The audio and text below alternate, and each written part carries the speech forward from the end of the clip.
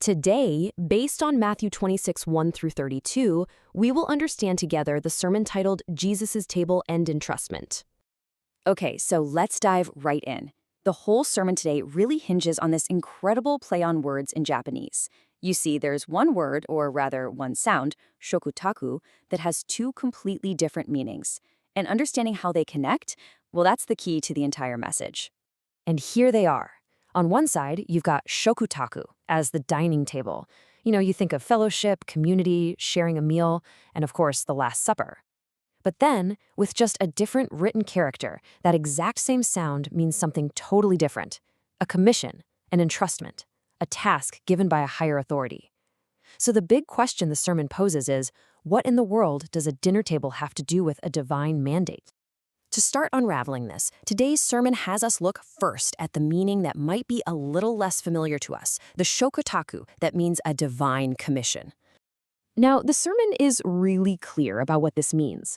We're not just talking about asking someone to do something. A commission, this kind of Shokutaku, it's a heavy thing. It's a task formally entrusted to you, and it comes with words that have real authority behind them. It's basically a command from on high. And this is where the sermon presents a really powerful, maybe even challenging idea. It points to this statement from Jesus and says, look, his death wasn't just some horrible tragedy that happened to him. No, it was a commission that he himself gave. His destruction was a necessary command he issued, a vital step to get to the resurrection. Yeah, let that sink in for a second. The sermon is saying this wasn't a suggestion. It wasn't just a prediction. It was an absolute command. Jesus was actively entrusting people with this incredibly difficult, almost unthinkable task, destroy this temple, because he knew it was the only way for God's ultimate plan to unfold. So, if it was a command, who carried it out? Well, this is where it gets really interesting. The sermon shows this incredible chain of command, if you will, laying out how this task was passed down from one person to the next. It all starts with God the Father, right? He entrusts the whole plan to Jesus. Then Jesus turns around and commissions the authorities with the task of his death, and you can just watch it get passed down. The high priest Caiaphas picks it up, declares it's necessary. He passes it to Pontius Pilate, who feels forced to carry out the sentence. And then finally, it reaches the soldiers who execute the final order. It's like every single person is a necessary link in this long chain of commission. And this is the moment where it all clicks into place, according to the sermon. When Caiaphas says this, he thinks he's just being a savvy politician, making a tough call. But what he's really doing, without even knowing it, is speaking prophecy. He's formally accepting the commission from Jesus. He's taking the baton. But wait a minute, you might be thinking, couldn't they have just said no? Was there really no other option? According to the sermon, the answer is a hard no. And to show just how serious, how unrefusable a mandate like this is, the sermon takes us back to two really intense stories from the Old Testament. So picture this first one. God commands a prophet to have someone strike him. The prophet goes to a friend and says, "Hey, God told me you need to hit me." The friend, understandably, refuses. And what happens? A lion kills him for refusing God's command. Then the prophet asks another guy, who does strike him, and he's perfectly fine. The point the sermon is making here is incredibly stark. When God gives a commission, no matter how bizarre it sounds, refusing it can have fatal consequences. And then there's the story of Jonah. He's on a ship, there's this massive storm, and he knows it's his fault.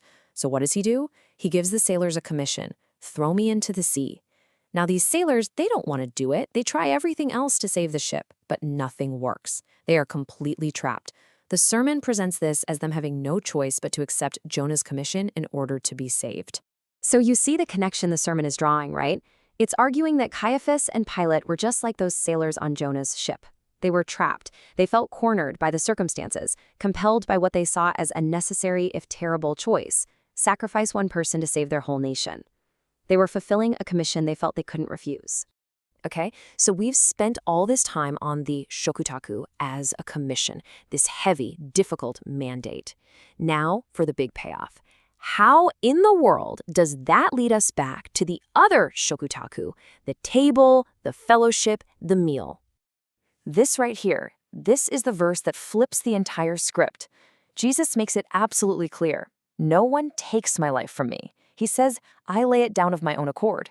He is in total control. And with that one statement, the sermon argues, the whole event is transformed. It's no longer a murder, It's a gift. It's not something men did to him, but a willing sacrifice he made for them. To help us really grasp this radical idea of grace, the sermon uses this just beautiful analogy from a place you might not expect, the novel Les Miserables. You remember that scene, right? Jean Valjean steals the bishop's silver. The police catch him, drag him back, and it's over for him. He's a thief, caught red-handed. But what does the bishop do? He completely reframes reality. He looks at the police and says, "Oh, I gave them to him." In that instant, by declaring the theft a gift, the crime disappears. The guilt is gone, and the sermon says that is exactly what God does at the cross. Because Jesus says, "I give my life," the act is no longer seen as our crime, but it's God's incredible gift. And just like that, the divine Shokutaku, the commission, was complete.